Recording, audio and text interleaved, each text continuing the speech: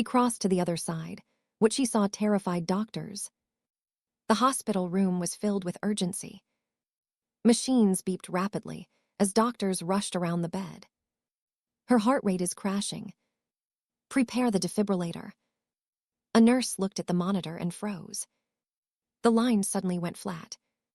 A long, continuous tone echoed through the room. No heartbeat. No pulse. No brain activity. The doctor checked again. Then slowly said the words no family ever wants to hear. She's gone. But something strange was happening.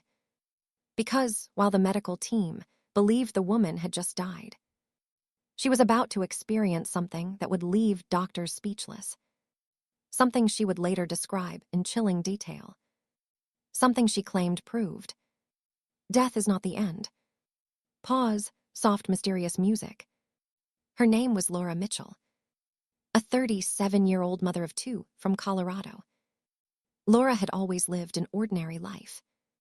She worked as a school teacher, loved hiking in the mountains, and spent most evenings helping her kids with homework. Her friends described her as kind, thoughtful, and always smiling. But Laura carried one quiet fear. She had a heart condition that doctors had monitored for years. Most of the time it caused only mild symptoms. Occasional dizziness.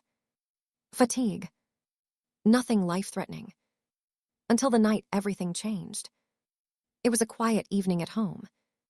Laura was preparing dinner while her children watched television in the living room. Suddenly, a sharp pain struck her chest. She grabbed the kitchen counter to steady herself. Her heart began racing uncontrollably. Her vision blurred. The room started spinning. Then everything went dark. Laura collapsed onto the kitchen floor. Pause, heartbeat fatting. When paramedics arrived minutes later, she was barely breathing. Her pulse was dangerously unstable. They rushed her to the hospital.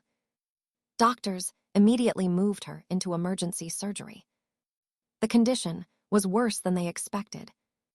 Her heart rhythm was chaotic, completely unpredictable.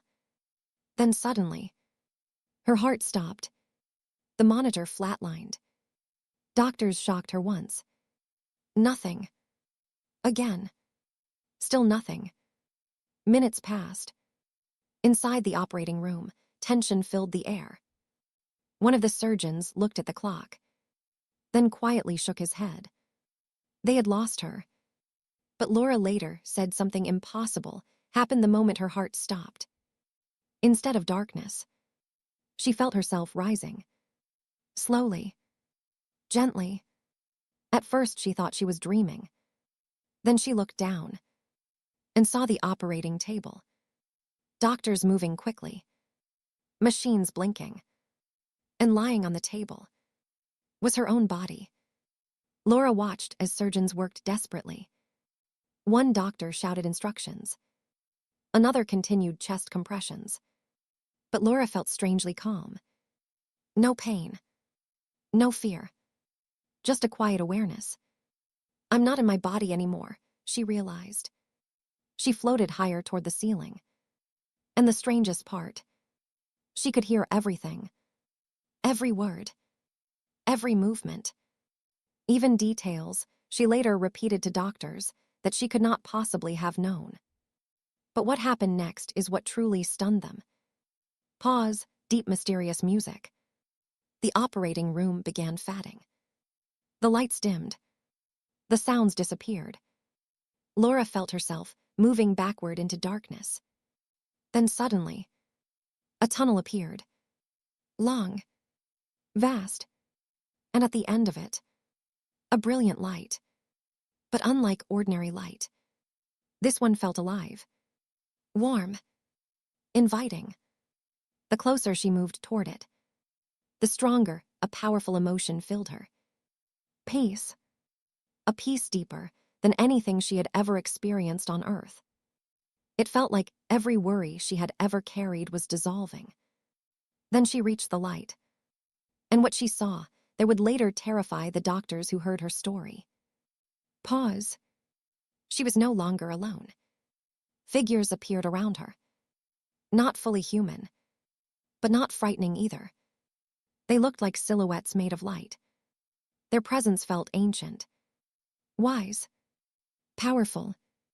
Laura sensed they were aware of her, watching, studying. Then suddenly, her entire life appeared around her, like thousands of moments unfolding all at once. She saw herself as a child, running through her parents' backyard. She saw her teenage years, her wedding day, the birth of her children. But this was not just watching memories. She was inside them, feeling them again. But there was something even more shocking. She could feel what others had felt. When she comforted a friend, she felt their relief. When she helped a student at school, she felt their gratitude. But when she had hurt someone, even by accident, she felt their pain too. It was overwhelming. And suddenly, she understood something deeply.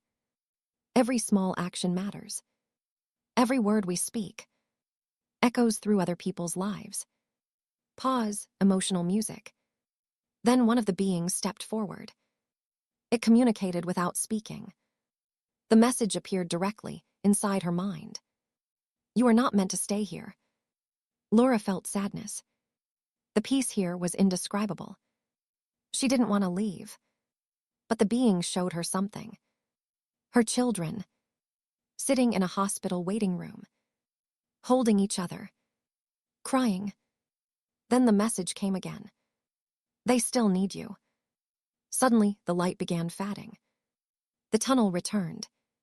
Laura felt herself being pulled backward at incredible speed. The peaceful world disappeared. Darkness rushed past her. Then suddenly, a violent shock slammed into her chest.